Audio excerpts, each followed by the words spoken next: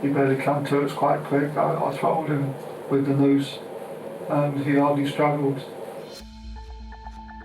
In the summer of 1993, Metropolitan Police were on the hunt for a killer who was seemingly selecting his victims from London's gay community. Initially, it was just gay killer. First victim he picked up in this bar. Where would the next bar be? We didn't know. The killer's murderous reign of terror would last 3 months and lead to the deaths of 5 innocent gay men. The body was laid out on the bed, it was bound. The noose was still around his neck. Detectives' worst fears were realised when the killer revealed his motive. His motivation seems to be this quest for infamy, to be a serial killer. And once he killed them, he actually stayed with them for several hours. He definitely was a man who needed to be locked away.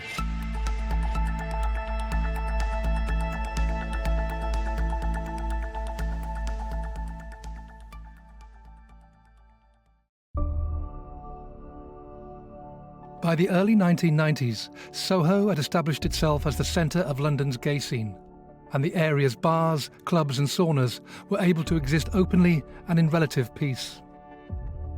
One such venue was the Colin Arms, a dimly lit bar on Old Brompton Road. It had a reputation for attracting men who were into leather and sadomasochism. The Colin back then was the destination venue for gay leathermen in London. The windows were blacked out, so you couldn't see inside. It was quite industrial, the decor inside. You did sometimes see sex on the premises. Just a throng of people out for a good time to meet up and socialise with each other and to go off together. I mean, it really was a meeting place. On the 8th of March 1993, 45-year-old Peter Walker, a renowned assistant theatre director working in the West End, visited the Colin. He was a regular there and openly gay. There were also suggestions that he was interested in the S&M scene. That night, he happened to bump into a man spilling his drink on him. After briefly chatting, the pair soon left together when Peter invited the man back to his Battersea apartment. One of the tough realities that we as a community of gay men have to take on board is that we do put ourselves into very, very compromised situations where their safety could be at risk. It involves a huge amount of trust. This isn't to say that this is true of everybody, of course it isn't, but there is a sizable minority of gay men who will go out and they will go home with somebody knowing nothing about them. The chances are that not only do you not know them, but also that they're likely to be into bondage. So we have a situation where Peter Walker has admitted a complete stranger into his flat with his keys, so there's no forced entry, agreed to being tied to a bed frame. With Peter playing the role of the submissive, the stranger whom he had just met was about to reveal his true intentions. Far from being there for consensual sex, he was there to kill. With Peter restrained and unable to defend himself, the killer delivered a savage beating before suffocating him with a plastic bag. He then remained in the flat, cleaning it and just being patient, waiting for the rush hour to begin in the early hours of the morning. He wiped any surface that he had touched clean of his fingerprints. Moreover, he bagged up his clothing after he'd committed the crime and destroyed it. And at 7 o'clock, he then left and just mingled out with the crowds and just blended into obscurity. The killer harboured a terrifying obsession, and only weeks earlier had vowed to become a serial killer in a chilling New Year's resolution. His actions would go on to strike fear into the heart of London's gay community throughout 1993. One of the first detectives to arrive at the scene of Peter Walker's murder was Martin Finnegan. Got a call from our uniformed colleagues saying they'd been called to a flat down by Battersea. Inside the corridor, there was a room on the left-hand side, the bedroom, and in there, Peter Walker was laying on the bed, covered by a duvet, which had some teddy bears on top, arranged in a 69 position, the 2 teddies on top. One of the most interesting things there was the ligature marks on his wrists and ankles, and there's no ligatures at the scene.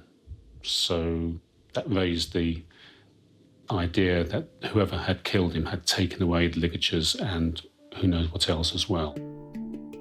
In fact, the macabre scene that greeted Martin and his colleagues gave police their first indication that they were dealing with a particularly deranged killer. Chillingly, it would be a scene that would be repeated another 4 times before the killer was caught. An early sweep at the crime scene revealed that Peter's bank card was missing from the flat, and upon inspection, police discovered that money had been withdrawn from the account after Peter's murder.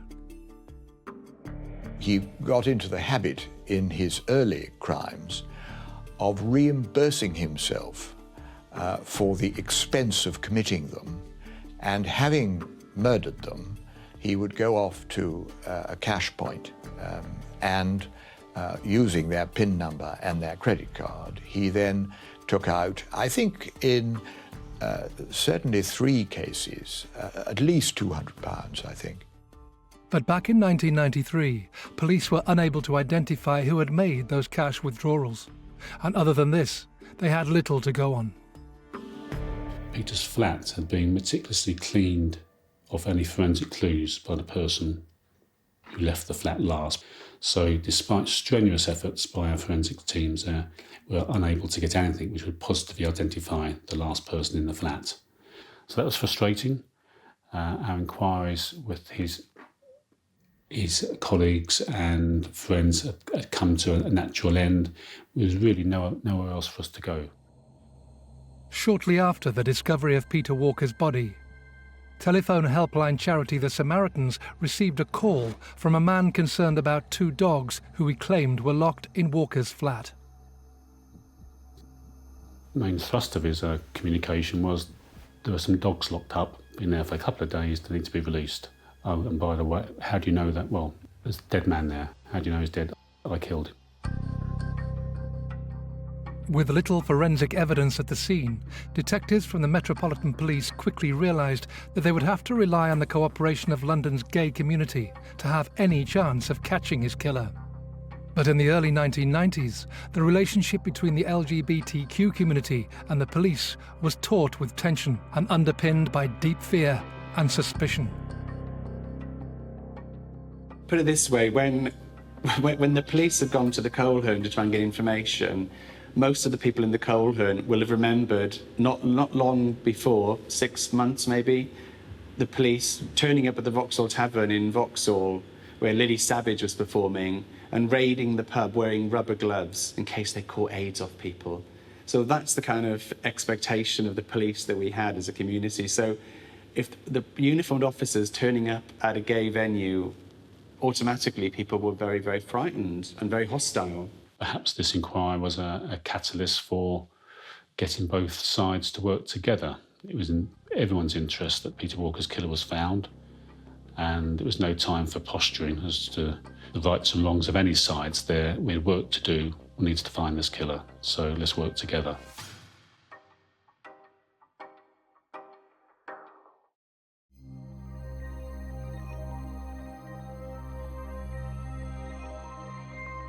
London, March 1993, and police investigating the murder of Peter Walker were faced with their inquiry grinding to a halt.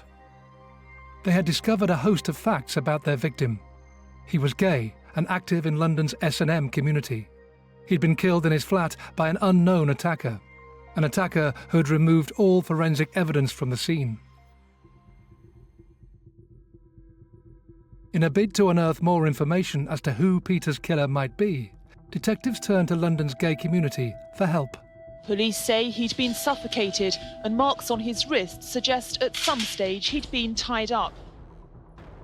We actively pursued Peter Walker's death. We left no stone unturned. We made diligent inquiries at the Coleherne pub and amongst the gay community. We built up a deep understanding of how Peter lived his life and his social activities, his sexual activities. So we knew an awful lot about Peter, and that gave us the strongest indication of probably how he met his death, but we didn't have that final link.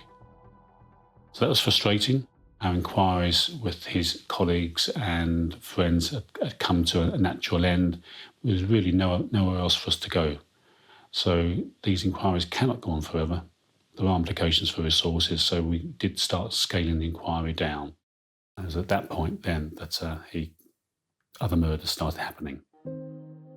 After 10 weeks, detectives were nowhere nearer to solving the crime. What they didn't know at the time was that the person responsible for Peter's murder held a twisted desire to become a serial killer. His name was Colin Ireland. Ireland was born in 1954 in Dartford in Kent. His natural father walked out on his family shortly after Colin's birth, leaving his mother to bring him up alone.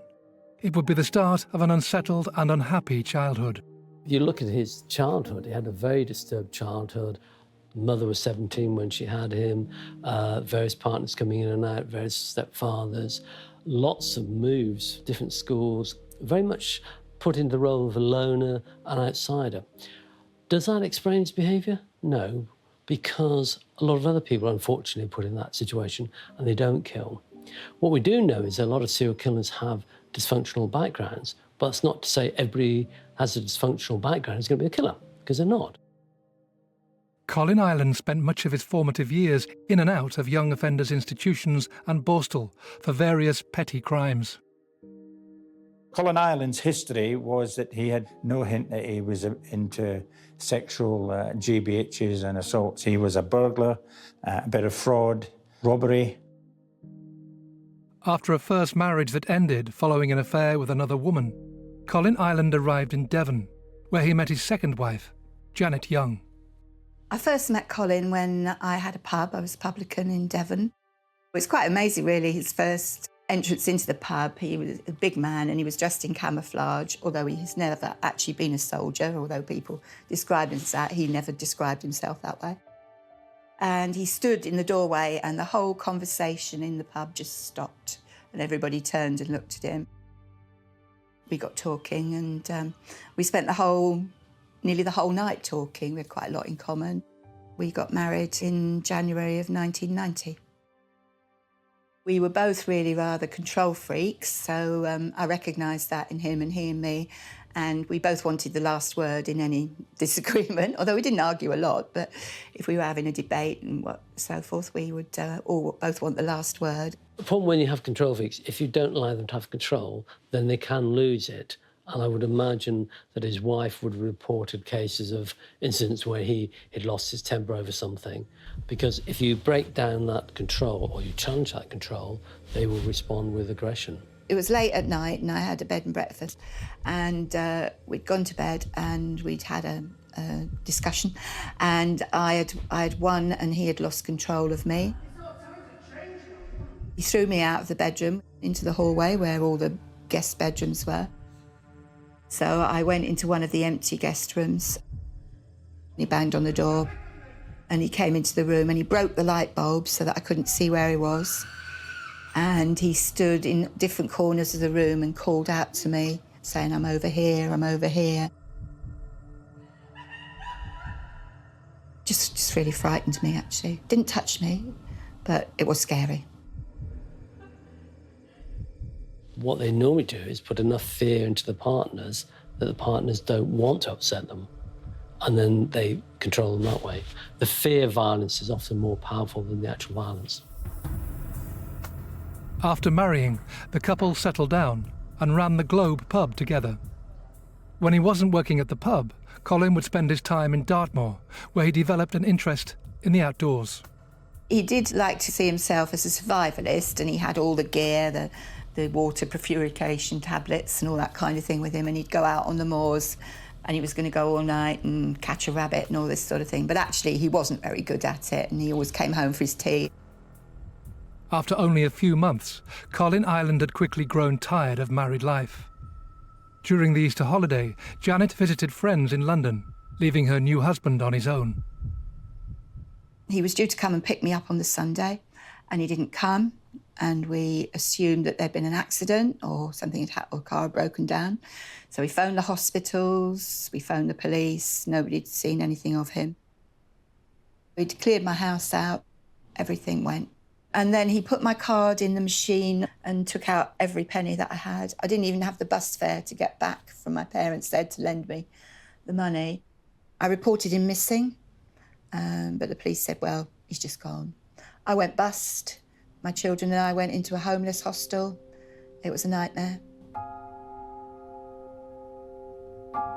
Months after leaving Janet and seemingly vanishing from Devon, Colin Ireland resurfaced over 200 miles away in Southend, in Essex. There he quickly acquired work at a homeless shelter. I was the manager of an emergency night shelter for homeless people in Southend, and Colin was one of a team of volunteers. First impressions of Colin were he's a very big man. He made it quite clear that he'd been to prison. He'd been involved in a robbery at a local cinema and had tied up someone, a manager or someone at the theatre, and gone to prison for it. He did have some rather narrow opinions of certain sections of society. He was homophobic. He made it quite clear that he didn't agree with homosexuality. He didn't like the gay community at all. Colin's job at the shelter demonstrated his ability to blend in with society and live a seemingly normal life. One of the interesting things about serial killers is the normality. A lot of them are usually quiet, insignificant people, don't have a history of violence, and people are always shocked. I didn't know him, but he seemed a very nice chap, is what you hear. He's usually insignificant. He's not the kind of guy that when you see walking up the street, you cross the road because you think this one's going to be trouble. He isn't.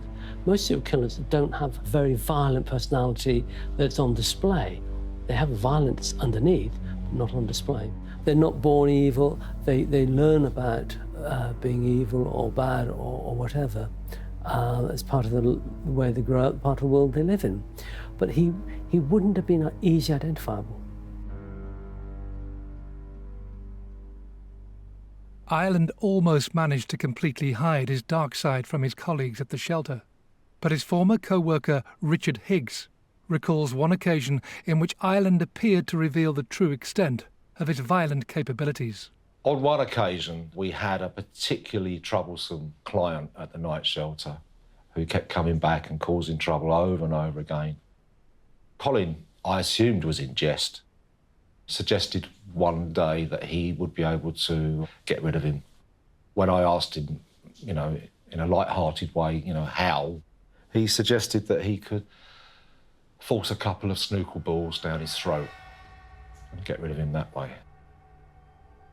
After a year of working at the night shelter, Colin's colleagues were growing concerned at his increasingly bizarre behaviour. There had been some allegations during that time of inappropriate touching of some of the female members of staff, and as a result of that, Colin was asked to leave. After Colin left the night shelter, he just used to go off on what we thought were survival weekends. And on those occasions, he used to ask me, or me and my wife, to look after his bag and his belongings because he didn't think they were safe to be left in his bedsit where he lived. In hindsight, it appeared that on those occasions, he wasn't going camping, he was going to London.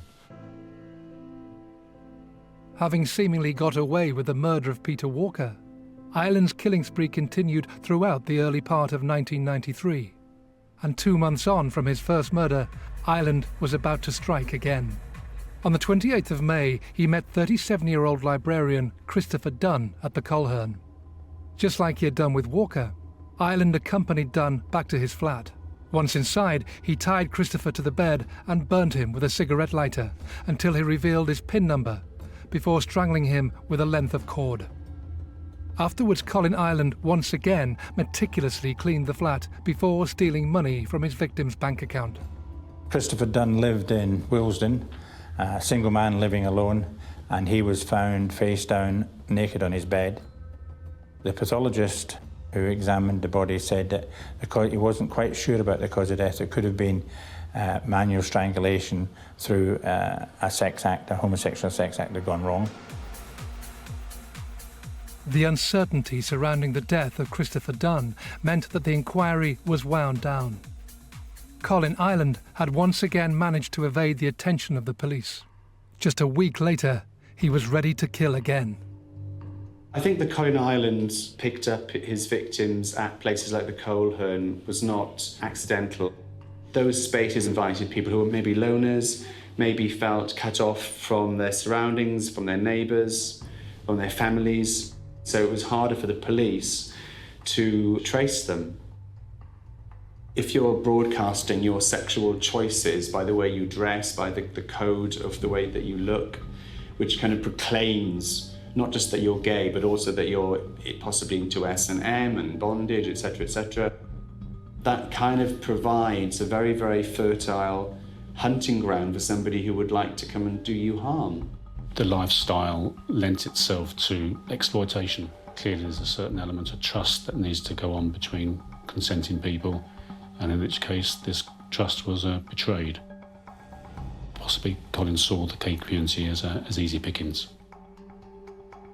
On the 4th of June, detectives received news of a third murder. This time, the victim was an American businessman working in London, 35-year-old Perry Bradley. I was on call as the senior investigating officer. The news of a body having been found in Kensington came in, and we went out to the scene, and that was Perry Bradley. The body was laid out on the bed, it was bound, the noose was still around his neck. There was no obvious sign of any struggle or fight. The crime scene indicated that there were sexual motivations. The way the body was arranged and laid out, it was clearly a little bit unusual. And we were a little bit surprised when we contacted the family and found that there was no apparent history of homosexuality or anything in his background whatsoever. The confusion about Perry Bradley's sexuality, along with the initial assumption that Christopher Dunn's death may not have been in fact a murder, meant that the Metropolitan Police now had 3 teams separately investigating the crimes of Colin Ireland. And just days later, police would make yet another shocking discovery.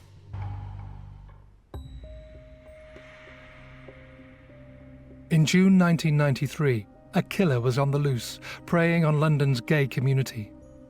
Colin Ireland held a morbidly perverse ambition to become a serial killer and had already murdered 3 men. As police began piecing together the final movements of his third victim, Perry Bradley, they discovered that, like Peter Walker and Christopher Dunn, he too had visited the Coleherne pub prior to his death. No sooner had the first signs of a link started to emerge when detectives in East London received news of a 4th victim. Well, I was on call, Detective Superintendent for murders in the East End of London. I got a call to say that a man called Andrew Collier had been killed. 33-year-old Andrew Collier was a caretaker at a block of flats in northeast London. Openly gay and HIV positive, he was a regular at the Coleherne. It was on a visit there on the evening of the 7th of June that he met Colin Ireland. 2 days later, his lifeless body was discovered in bizarre circumstances in his own flat. We had an untidy bed, and we had an untidy bedroom, first room on the right, a naked body lying in that position, flat position, head on the pillow, with a cat draped across the body with a condom in the cat's tail, and a condom in the mouth of the cat as well, on the penis of the victim. Detectives immediately noticed similarities between this unusual scene and the murder of Peter Walker 3 months earlier. Like the previous victim, Andrew Collier's keys were missing and he had been robbed. Inquiries with local officers also provided another crucial breakthrough. I made inquiries of the local police to see if they'd had any calls at the scene.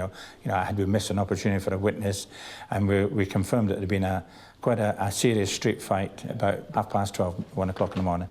Aware of that, what would you do if you heard noise at 1 o'clock in the morning? You get out of bed and have a look out the window. And when you look out the window in the lounge, there's a bar across Collier's front room, and between the glass of pane and the bar, there was a finger mark facing downwards, and that's a mark that was lifted. So, great bit of forensication done by the officers at that scene. Until now, Ireland's meticulous attention to detail in cleaning each scene had helped him evade capture. But by leaving a fingerprint in Andrew Collier's flat, he presented the police with their first solid clue to his identity.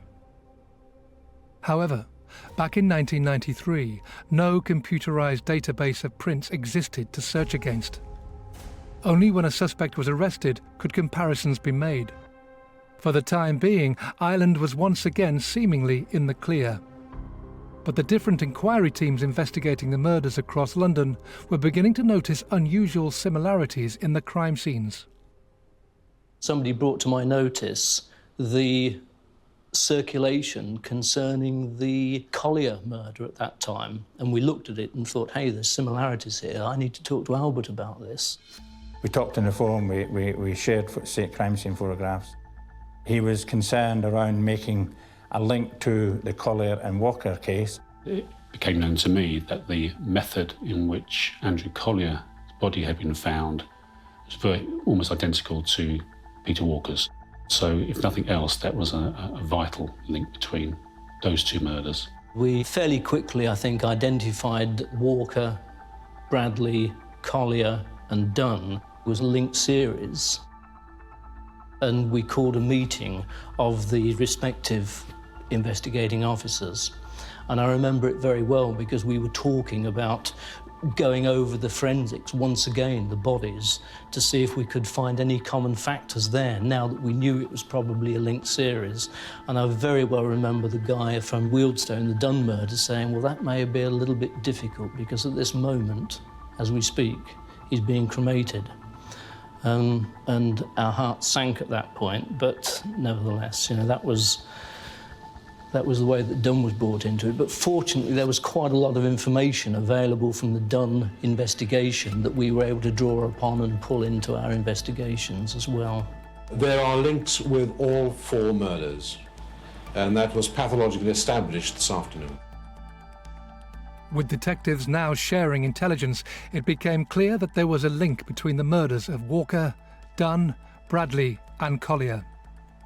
Police grew suspicious that they were in fact dealing with a serial killer, and their suspicions were confirmed when they received a telephone call from an unlikely source. On Saturday the 12th of June, the CID office at Battersea received a phone call from a man inquiring as to why the Peter Walker inquiry had been wound down, asking were we not interested in the death of a gay man. And he went on to say that he had killed him. He told us that he had already killed Mr. Bradley in Kensington, Christopher Dunn in Wealdstone, and Andrew Collier in Hackney, and said that he was going to carry on, that he wanted to be a serial killer, and that was his New Year resolution, and he carried on until we caught him. Why are you doing this?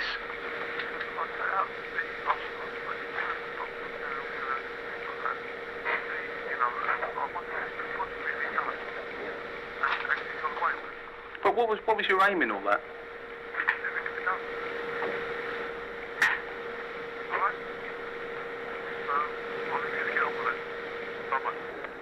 Once you know you're dealing with a multiple killer, your priorities change, and it's the protection of life then that becomes of absolute paramount importance, because this guy could be out there ready and wanting to kill again. As a killer, he's unusual in the sense that he's actually broadcasting his behaviour. He was the one that actually was saying, this is what I've done. I think with most serial killers, there's this element of play and taunting the police. So certainly, he was playing games and he wanted the notoriety. What really frustrated him was the fact that we hadn't made any connections with the first killing, and even the second killing had gone unnoticed, when what he wanted was to be a serial killer. And so this is why he was trying to court the publicity, trying to get us to declare it to be a linked series in order that he could thrive in the publicity. Detectives were stunned when the man claiming to be the killer called again days later. To have a killer contacting the authorities twice within a matter of days, making statements like, I killed him, and that was effectively a taunt. Why haven't you caught me yet? I'll carry on, I'll do some more. Again, highly unusual. This is not a man wishing to keep a low profile. It was during this second phone call that Ireland revealed that he had killed again. He had met Emmanuel Spiteri in a tube station after noticing him at the Colhern on the evening of the 12th of June. The pair had returned to Spiteri's flat, and after stealing his cash card and PIN number, Ireland had strangled him. After Spiteri's landlady discovered his body, police soon established that Emmanuel Spiteri was a regular at the Colhern. They pieced together a route between his flat and the pub and noticed that the most likely way home went through Charing Cross Station, a station that had just been fitted with one of London's first CCTV cameras. After about 10 hours of viewing, we got the victim, Spiteri, with an image in the background that ended up being Colin Ireland. The priority was to protect life, and we felt that the image was sufficiently good so that two things might flow from that. A, people would be able to avoid him if he approached them at the Colhern, and B, somebody who knew him well would probably, from the build, even though the facial features were a little bit distorted, from his build, height and general demeanour of the footage, would be able to identify him, and so that triggered us into releasing the information. After discovering the crucial CCTV footage, police made the decision to release the image. Within days, they were inundated with calls and potential leads, with Gallup, the gay London policing group, taking hundreds of calls. I think once there was the CCTV footage showing a man, that sort of changed the whole game, really, because suddenly here was somebody that people could see and recognise, and that could have been your next door neighbour walking along. The phones at Gallup went mad. People were phoning up nearly every day, either saying that they may have information. Was it safe to go to the Colhern? Was it safe to be dressed in leather? I mean, people became really paranoid. There was this real sense of fear within the community. All sorts of names were propped up that had to be dealt with. So how do you prioritise? Which line of inquiry are you going to deal with first? The pressure was immense, you know. We did go through a very difficult time. As the Metropolitan Police investigation stepped up, 40 miles away in Southend, Colin Ireland was keeping one eye on detectives' frantic attempts to track him down. Colin was here. It was the news. They were talking about the gay slayings, as it was called. And Colin turned to me and asked me, he said, what do you think of this thing? And my response was, oh, another nutter on the loose. And he just laughed. As the media tension grew, Colin Ireland could not escape the fact that the net was finally closing in on him. A couple of his associates, acquaintances, had gone to him and said, hey, Colin, that could be you. I noticed an identikit picture in a local newspaper. And I thought to myself, oh, it looks like Colin. I didn't pay much attention to it and just generally dismissed it. And of course, when the press turned up, that was one of the things that came to mind. And I realised that, yeah, it was definitely Colin. As Scotland Yard's massive publicity campaign began to stretch beyond London, Colin Ireland realised the game was up. On July the 19th, he approached his solicitor in Southend and signed an affidavit, admitting that he was the man in the photo, but claiming no knowledge of Spiteri's murder. He went to a solicitor after seeing his image on television, saying, I am the man in the video, but I'm not the killer. Yes, I did go to Colhern. I met Emmanuel Spiteri there. He invited me back to his flat in South London. We travelled on the train through Charing Cross. When I got to the front door, there was another man there.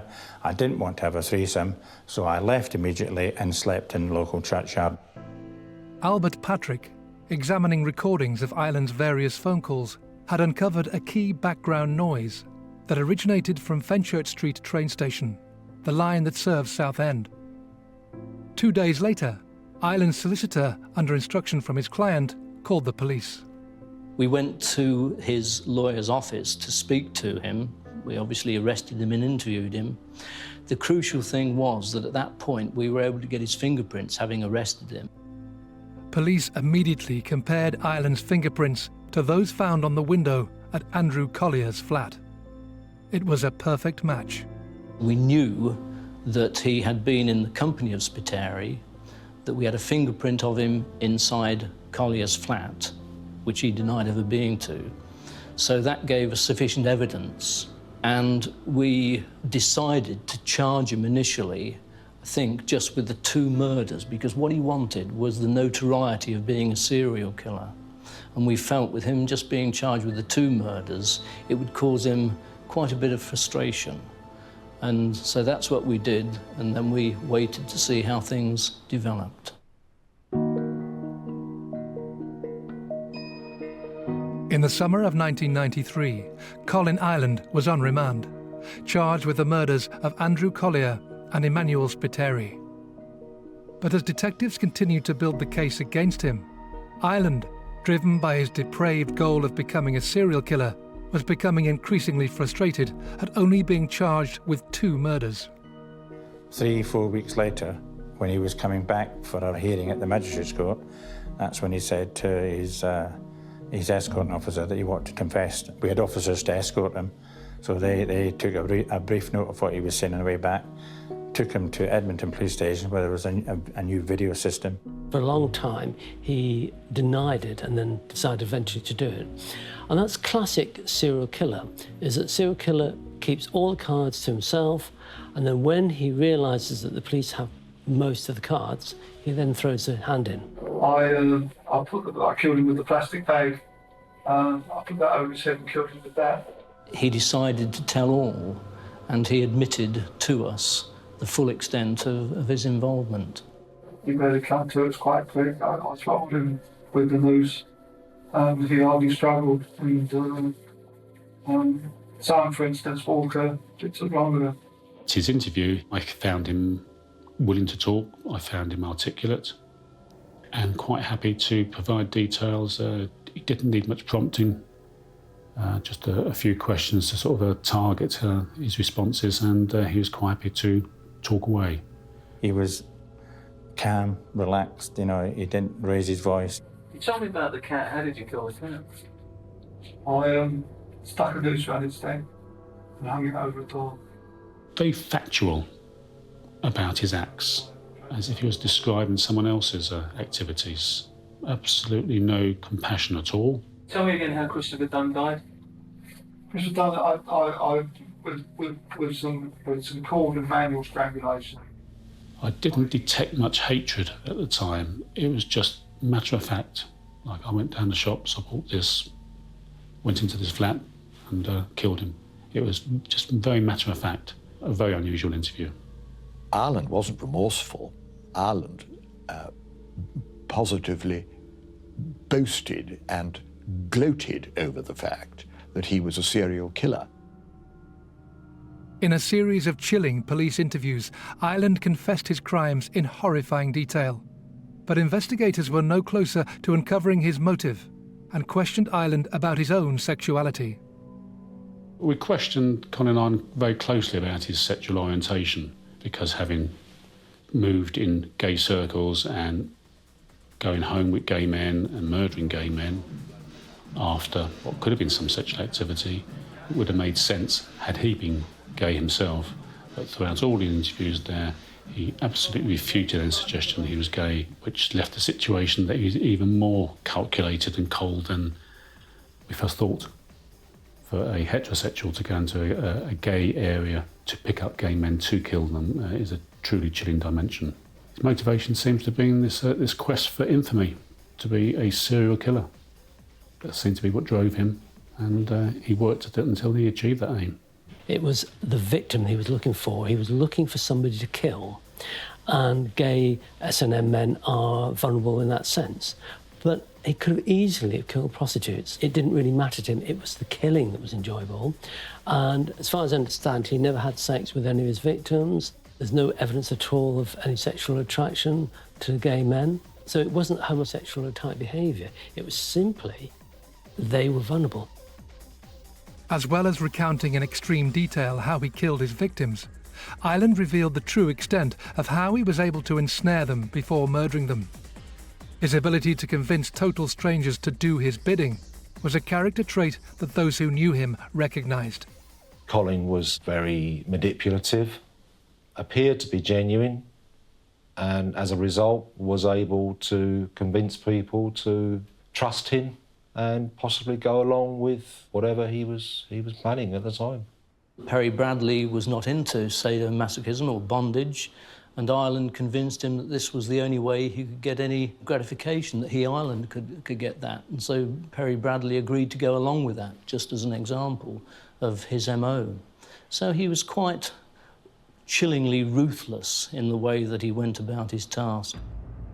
And after he'd killed Perry Bradley, he made himself a sandwich and stayed there until the morning when there were more people on the street, and he felt he could more effectively make good his escape and mingle in with the commuters. Very chilling character. He actually stayed with them for several hours, and that indicates to me somebody who's got incredible amount of control and being able to sit there, watch television, knowing that you've killed somebody, knowing that you've got to kill time so that you can then make an orderly exit. If he left at 3 or 4 o'clock in the morning, that would be noticeable. If he leaves at 7 o'clock in the morning, he's just one of the great commuter class and nobody would notice it. That shows a lot of insight into behaviour. Colin Ireland pleaded guilty to all 5 murders, and he was deemed so dangerous that he was sentenced to 5 life sentences with no possibility of ever being released from prison. I don't think anybody in court ever actually forget what the judge said, because having detailed the dreadful nature of the way Ireland killed his victims, the judge said to take 1 life is an outrage. To take 5 lives is carnage. He definitely was a man who needed to be locked away. And he said he was 60% okay, decent guy, and 40% a nudging him to kill gay men. And I think that's absolutely right. I think we're all born with the ability to go any direction. We've got all those things in us, good and evil, but our upbringing directs us in one way, and most of us try to be good, and some of us can't. And I think, you know, that he let the bad side of his nature take over, and where most of us fight against that, he let it take him over. There is an understandable human reluctance to imagine that anybody who can commit crimes of this gravity and this number cannot be normal by any canon that you or I or any other person might understand. The awful truth, I'm afraid, is that there are people who are just plain bad, and Colin Ireland was undoubtedly one of them. He wasn't mad or insane or psychotic or whatever way we want to describe him. And sometimes people want their killers to be insane because it's easier to cope with it. But when you have somebody who wasn't insane, that's much more worrying, because we could all do that. Almost 3 decades on from Colin Ireland's terrifying killing spree, as well as making fundamental changes to the way murders are investigated, the police have worked hard to develop a solid, trusting relationship with the gay community. The fact that we now have LGBT liaison officers, the fact that anti-gay hate crime is actually treated seriously by the police. And I think because of that, the community is much more willing to work with the police when such things happen, which wasn't the case before. 20 years ago, that just wasn't the norm. That was the exception to the norm. Colin Ireland died of natural causes in Wakefield Prison in February 2012. He was 57. His crimes, however, still linger with the detectives who helped catch him. My impression of Colin Ireland was absolutely focused on his mission. It was a perverse mission, but one which he carried out with consummate skill, determination. He wanted to have his place in history as a serial killer. That is sadly what he achieved. 5 people lie dead at his hand.